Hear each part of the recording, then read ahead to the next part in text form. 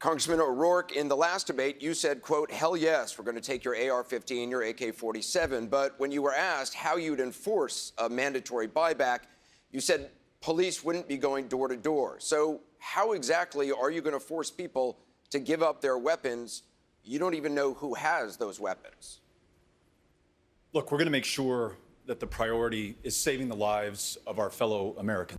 1,515. That's how many people were killed by knives in 2018. 672. That's how many people were killed by fists and feet in 2018. 443. That's how many people were killed by hammers in 2018. Now guess how many people were killed by those evil, super duper dangerous rifles in 2018? 297. And that's including all rifles, not just AR-15s. So the number of people killed by these so-called death machines is even lower than that. Robert, you're so full of shit. Your only priority is saving your failing campaign, because if saving the lives of your fellow Americans were truly our priority, instead of screeching, hell yes, we're gonna take your AR-15s, you'd be telling Thor, hell yes, we're gonna take your hammer. So I think almost everyone on this stage agrees that it's not right, and as president would seek to ban the sale of AR-15s and AK-47s. Those are weapons of war. They were designed to kill people effectively, efficiently on a battlefield. You mentioned the massacre in Dayton, 9 people killed in under 40 seconds. In El Paso, Texas, 22 were killed in under 3 minutes. And the list goes on throughout the country. All this talk about the lethality of the AR-15, and we have way more AR-15s in the hands of people today than we did in the 70s. Hell, we have way more guns, period, in the hands of people today than we did in the 70s. So basically, our murder rate should be through the roof. Except in 2017, there were 4.6 gun murders per 100,000 people, compared to 7.2 gun murders per 100,000 people in 1974. But let Beto tell it, we're experiencing the worst violence today. Beto is a political con artist. He doesn't see shootings as tragedies. He sees them as opportunities to push his agenda. Why else would he be talking about AR-15s and gun deaths like it's the end of the world when they clearly aren't the issue? So if the logic begins with those weapons being too dangerous to sell, then it must continue by acknowledging with 16 million AR-15s and AK-47s out there, they are also too dangerous to own. Every single one of them is a potential instrument of terror.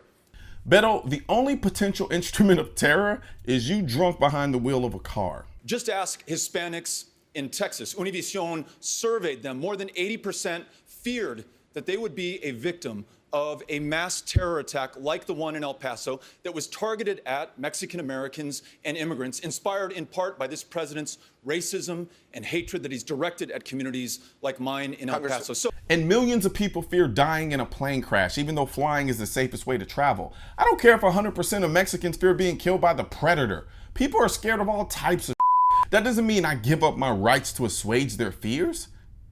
What they should be afraid of, though, is your stupid logic. So you're saying that there are racist people killing Mexicans and that 80% of the Mexicans fear they'll be next. And your solution to this, to protect the Mexicans from the Mexican killers, is to take the guns away from the Mexicans.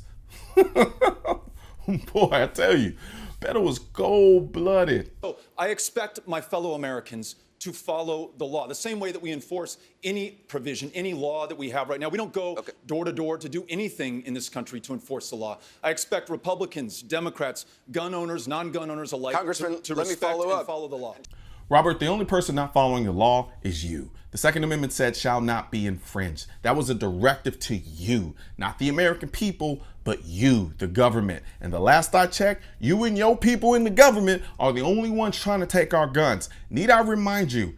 Hell yes, we're going to take your AR-15, your AK-47. Just to follow up, your expectations aside, your website says you will find people who don't give up their weapons. That doesn't take those weapons off the street. So to be clear, exactly how are you going to take away weapons from people who do not want to give them up and you don't know where they are?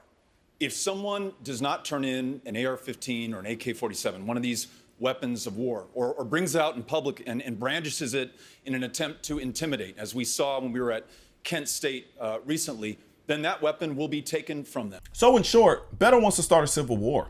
I mean, there's nothing else to be said. He's literally admitting to taking guns right out of your hands. And if they do know where they are, they'll go and take them from there too. Open carry is not a form of intimidation. It's an exercise of a right. I've seen your workout videos. No one needs to intimidate you. I mean, look at this. Does this look like it warrants intimidation? If they persist, there will be other consequences from law enforcement. But the expectation is that Americans will follow the law. I believe in this country. I believe in my fellow Americans. I believe that they will do the right thing. Thank you. Mr. Beto, you're talking about a country that refuses to use the metric system just cuz. We have AM and PM because we don't feel like counting to 24. We put A1 steak sauce on wagyu beef. We hold World Series with only American teams. We write our dates out of order just to f with people from other countries. Robert, the last time someone expected the American people to give up their guns, we shot at them for 8 years straight.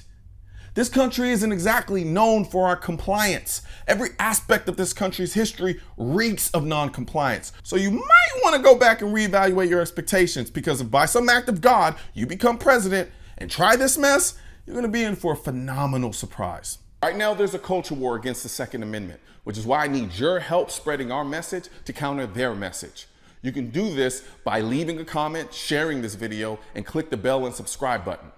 Let my voice be your voice, and let them know you want to keep America tactical, because the right to keep and bear arms shall not be infringed wasn't a suggestion, it was a directive. Also, if you're wondering where to get your I will not comply, I lost all of my guns in a boating accident, the AR-15 is protected by the Second Amendment, and your state-specific Keep America Tactical shirts, click the links in the description section of this video.